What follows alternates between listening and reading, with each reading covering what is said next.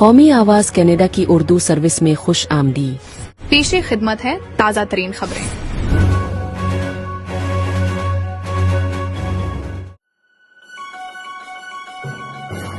Geneva مذاکرات سے قبل امریکہ نے مشرقی وسطی میں اپنی عسکری موجودگی بڑھا دی ہے، جسے ماہرین سفارتی دباؤ اور ممکنہ ہنگامی تیاری قرار دے رہے ہیں۔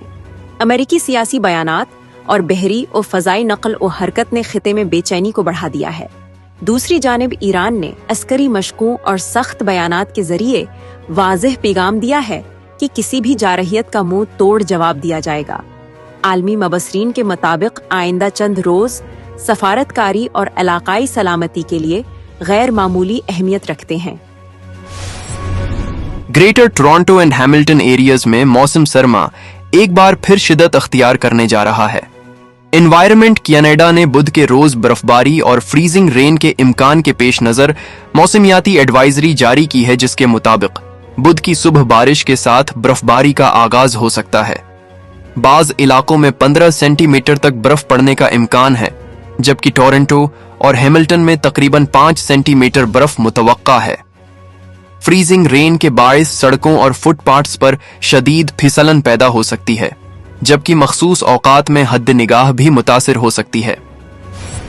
ٹمبلر رج برٹش کولمبیا میں گزشتہ ہفتے کے المناک اسکول سانحے کے بعد تعلیمی سرگرمیوں کی بحالی کے لیے حکومت نے پورٹیبل کلاس رومز کی تنصیب شروع کر دی ہے۔ یہ سہولیات محفوظ ماحول میں طلبہ کی واپسی کے لیے عبوری حل کے طور پر فراہم کی جا رہی ہیں، جبکہ کونسلنگ اور ٹراما سپورٹ بدستور جاری ہے۔ سانحے میں جاں بحق ہونے والوں کی یادیں کمیونٹی کے دلوں میں تازہ ہیں، مگر بحالی کے اقدامات امید اور استقامت کی علامت بن کر ابھر رہے ہیں۔ کینیڈا میں برتھ کنٹرول پلز کے 2 برانڈز سیزنک اور سیزنل کے مخصوص لاٹس پیکیجنگ کی خرابی کے باعث ریکال کر لیے گئے ہیں۔ صارفین کو ہدایت دی گئی ہے کہ خوراک مت چھوڑیں اور اگر پیک میں گولیاں غائب ہوں تو فوراً فارمیسی سے متبادل حاصل کریں۔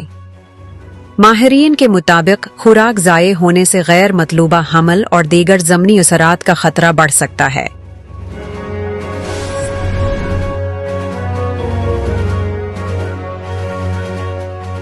مسیساگا میں کار حادثے میں 2 خواتین زخمی ہو گئیں، جن میں سے ایک کی حالت تشویشناک ہے۔ ملزم مرد ڈرائیور کو گرفتار کر لیا گیا ہے اور مقامی پولیس تفتیش جاری رکھے ہوئے ہے۔ سڑک کو بند کر کے متبادل راستے کھولنے کی ہدایت دی گئی ہے۔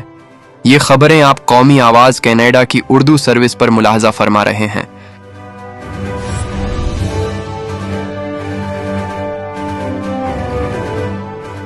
ٹورانٹو کے مرکزی شاہراہ کوئن اسٹریٹ ویسٹ کے قریب پیر کی شام فائرنگ کے 2 شواہد سامنے آئے، جس میں مس آئیوی نامی ریستوران کے شیشوں کو نقصان پہنچا، مگر کسی کے زخمی ہونے کی اطلاع نہیں ملی۔ پولیس نے علاقے کو سیل کر کے شواہد اکٹھے کر لیے ہیں اور مشتبہ افراد کی تلاش جاری ہے۔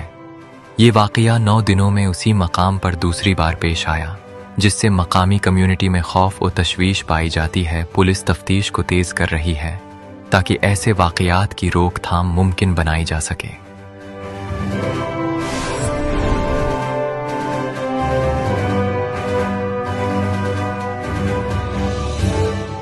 نارتھ یارک میں ایک خطرناک واقعے میں 5 افراد کو اسپتال منتقل کیا گیا، جن میں سے 3 پر چاقو کے زخم ہیں۔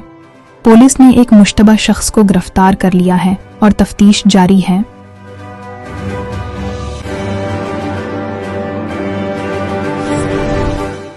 قومی آواز کے ٹورنٹو اسٹوڈیوز سے اب تک کے لیے اتنا ہی۔